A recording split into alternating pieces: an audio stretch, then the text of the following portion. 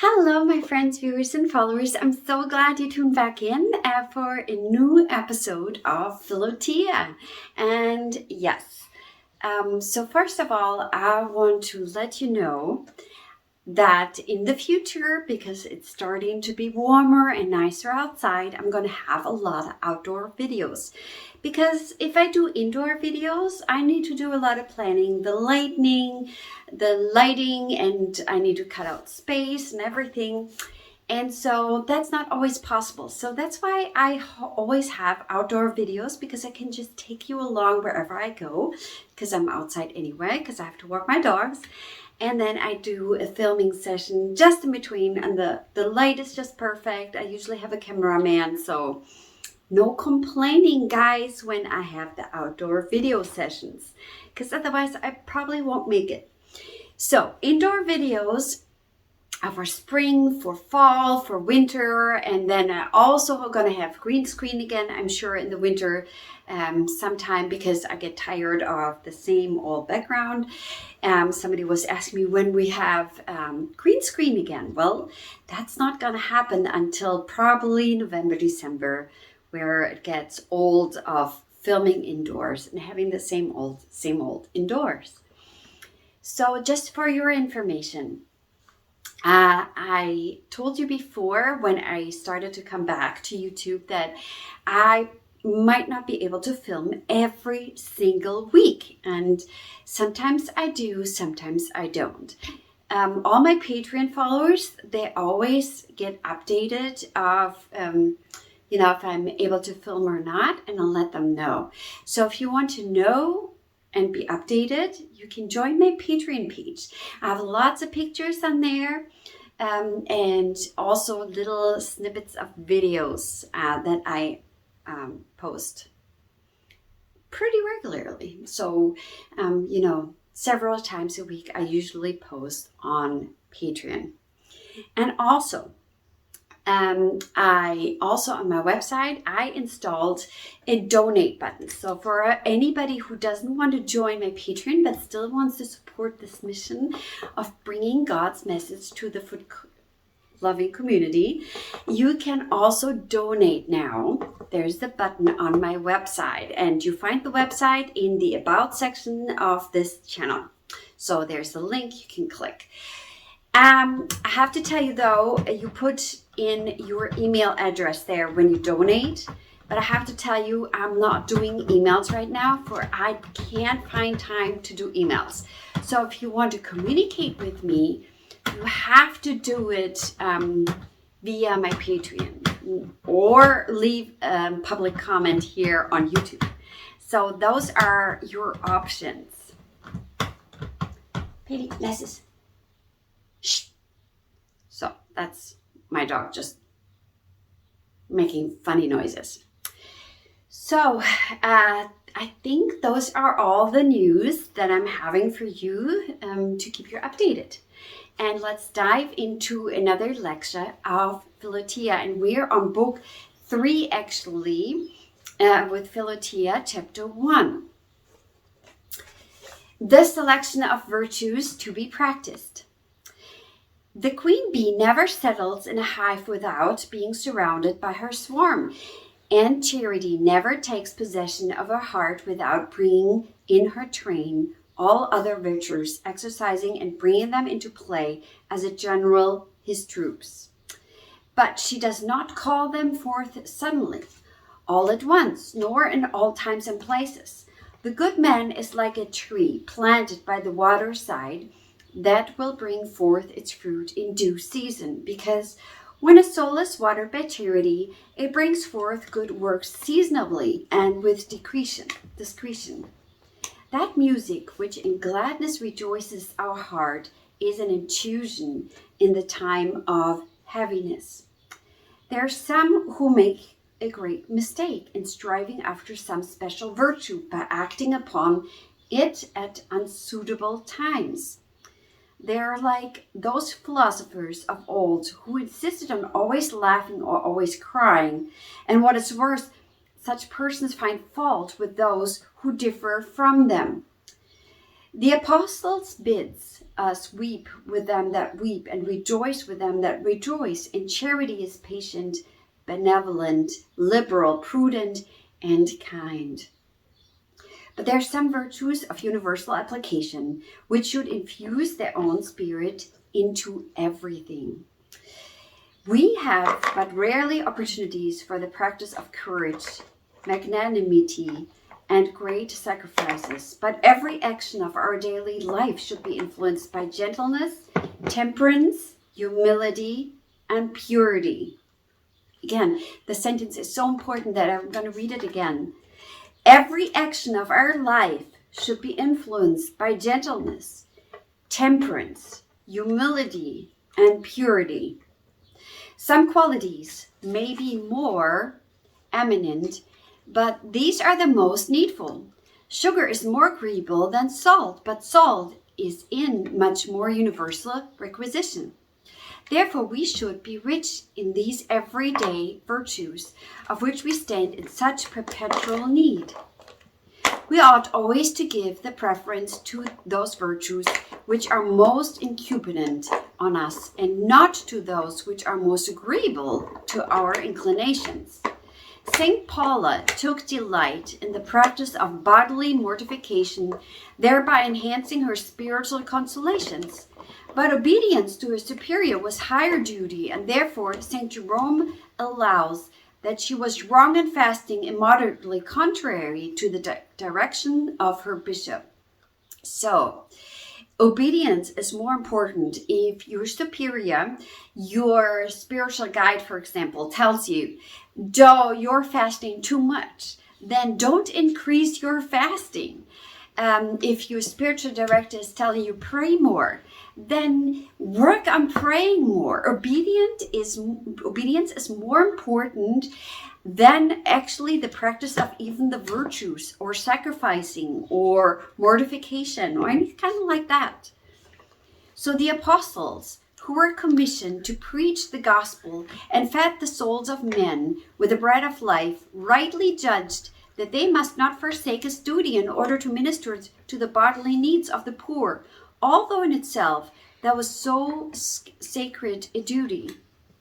Every station in life imposes some peculiar obligation. Different virtues are incumbent upon a bishop, a prince, or soldier. The wife has her duties and the widow hers. Although all should practice every virtue, still each should seek chiefly to advance in those peculiarly required by the state of life to which God has called him. So, for example, it wouldn't be appropriate, maybe, time-wise, for you as a father and a working father to spend as much time in prayer and seclusion than maybe a monk does, because you don't have the time. You need to apply yourself to your duties of state and life.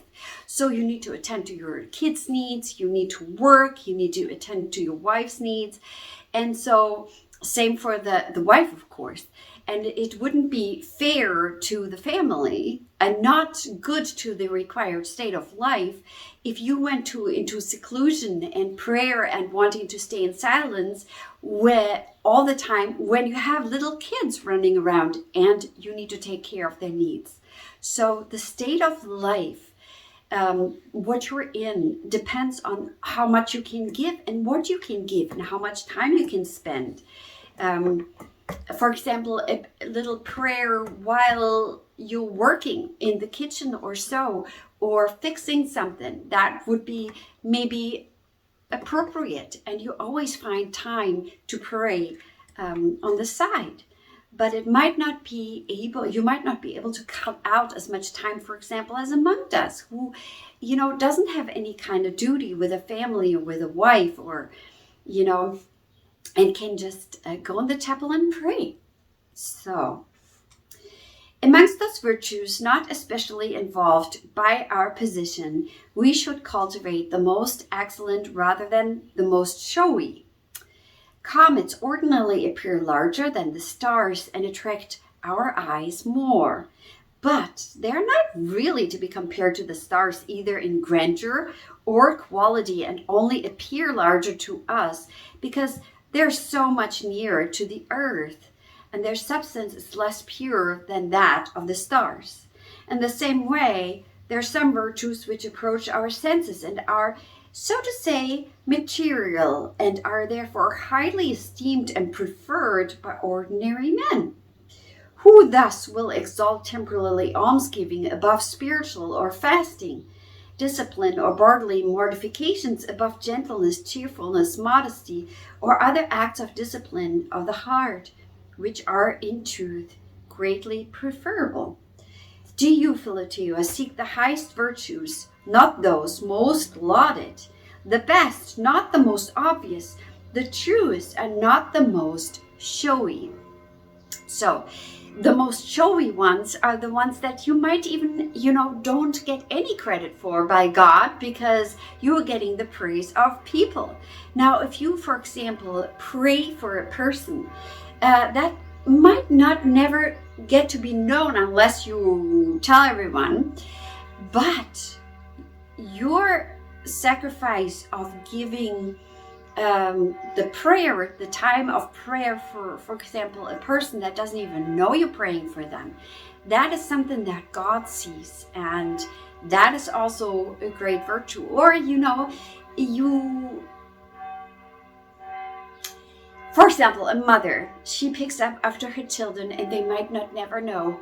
She picks up after her husband, and if she's not complaining about it and just doing it, not for them, but for Christ, for Jesus, for the love of Christ. And she just does it without having praise. And a mother is such a good example in this, because the mother does so much in the house and for her kids and her children, her husband, but hardly gets praise for that. And she can just take that as a little offering to Jesus instead of being praised all the time. It is good practice to select some particular virtue at which to aim, not neglecting the others, but in order to give regularity and method to the mind. There appeared once to Saint John, Bishop of Alexandria, a beautiful virgin arrayed in royal robes, shining brighter than the sun, and crowned with an olive wreath. She spoke to him, saying, "I'm the king's eldest daughter, and if thou wilt make me thy friend, I will lead thee into his presence." Then he knew that this was God himself teaching him to have mercy upon Christ's poor, and from that time he devoted himself to the practice of that virtue, so that he has been always known as Saint John the Almoner.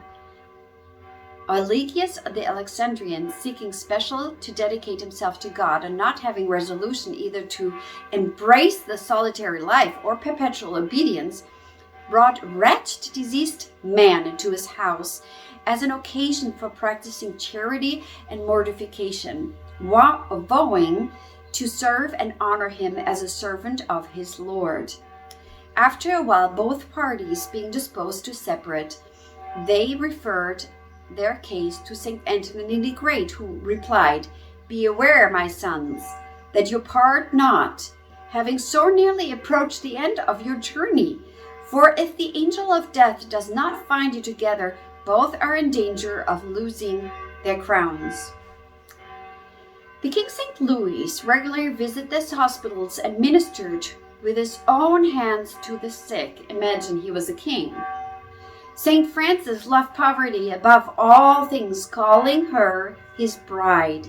St. Dominic specially devoted himself to preaching, and hence the name of the order of preachers. St. Gregory the Great took great delight in welcoming pilgrims, therein imitating the patriarch Abraham, and like him receiving the King of Glory under a pilgrim's form. Tobias adopted the charitable habit of burying the dead. Saint Elizabeth loved to set aside her royal independence by the entire subjection of herself and her whole will. When Saint Catherine of Genoa became a widow, she devoted herself to serving in the hospital. Cassians related how a certain devout man, desiring to practice the virtue of patience, had recourse to Saint Arthanius, who he assigned to her as a companion a poor widow of a fretful, irritable, passionate temper, who, rendering herself almost insupportable to the pious maiden, afforded her ample scope for the practice of forbearance and gentleness. So amongst the servants of God, some have devoted themselves to tending the sick, some to visiting the poor, others to the advancements of Christ's religion amongst little children, others to the restoration of the lost and wandering souls, some to the special care of the church and altars, others to the promotion of peace and concord amongst men, thus resembling embroiderers who work their gold, silver, and silk onto various materials, thereby producing all manner of beautiful flowers.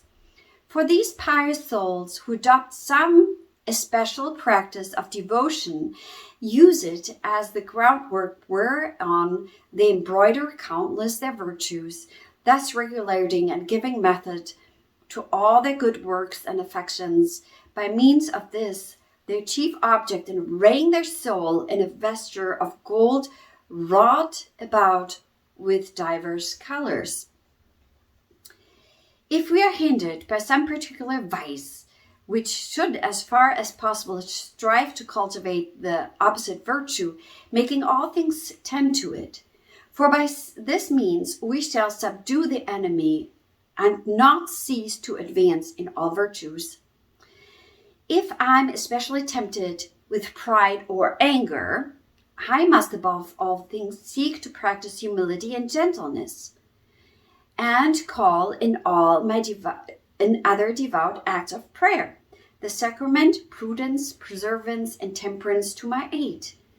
For some, as the wild boar whets his tusks by the help of his other teeth, thereby sharpening them also, so the good man who seeks the perfect himself in that virtue of which he stands most in need should whet and sharpen it by the practice of other virtues, which will thus themselves become stronger and brighter. So it was with Job, who, whilst especially seeking to learn patience and temperation, became very holy and grounded in all other goodnesses. And St. Gregory Nazianzen says that by the help of one virtue, hardly practiced, men may attain to all holiness. Instancing Rahab, who having practiced the duty of hospitality received such glory of God. But for this we require great devotion and exceeding fervor in charity. So you see, it is very easy to be very holy when it's just you. You know, you can feel very good about yourself. But then your kids come in, your wife, your husband, and everything is starting to go crazy. This is when you're tested in your virtues. Can you stay patient then? Can you be persistent, gentle, kind then? That is the practice. And see, you can do that in all states of life. You can be married, you can be not married, you can be single, not single. You can practice the virtues in every state of life that you are and become holy through that state. Actually, it will help you. Even for the monks who are hermits, are just fighting by themselves, and that is difficult too. That is actually one of the hardest things you can do. But wherever you are, whatever you do, you can practice virtue. And when you fail, just learn from that. You know, when you couldn't keep your patience, then try next time. Make a plan. Try to, okay, if that is tempting me so much to anger and just irritation and frustration, then think of a plan what you can do to help prevent that. What can you do? And don't look to the outside. Don't look, oh, if they would just change, if they would just be more nice, or if they wouldn't irritate me that much. No, no, no, no, no. Virtues are practiced from inside. And so with the help of God, that's really important. We can't do this on our own, being good, and it will not work. We have to have the grace of God. We have to have the help of God. But with the help of God, we can practice a certain virtue and think, for example, if this person is irritating me so much, limit your time, the time that you spend. Close your eyes, breathe. That's, for example, instead of answering, hold your tongue, practice holding your tongue and breathing deeply and just letting it go. So it's all up to you. It's not the outward world has to change so in order for you to be holy. No, no, no, no, no. It doesn't work that way. Because if I'm by myself, I could feel really holy because I'm really good. But as soon as something is irritating me from the outside, everything is gone. See, it wasn't true. I wasn't really practicing that virtue, because the virtue is really, really grown in you when you can grow in the virtue under circumstances that are maybe not that pleasant, surrounded by people that might not be that pleasant. And you can still hold your tongue. You can stay patient. You can still stay kind, even though it bugs you to the core. So it's a lifelong practice. And the practice of virtue is really, really important, because you grow from the inside. Your challenges will grow with the state that you're in. And the more you grow, the more challenging the challenges will be, because you need to grow further. You either grow or you die. So until your physical death, you should grow. And most people don't want to work on themselves. Most people want everybody else to change. And we see all the faults of all the other people. But that will lead you nowhere. You need to work on yourself and change yourself. So I wish you a beautiful day. I hope you enjoyed this lecture, and we will see each other again next week for another meditation. God bless you. I see you next week again.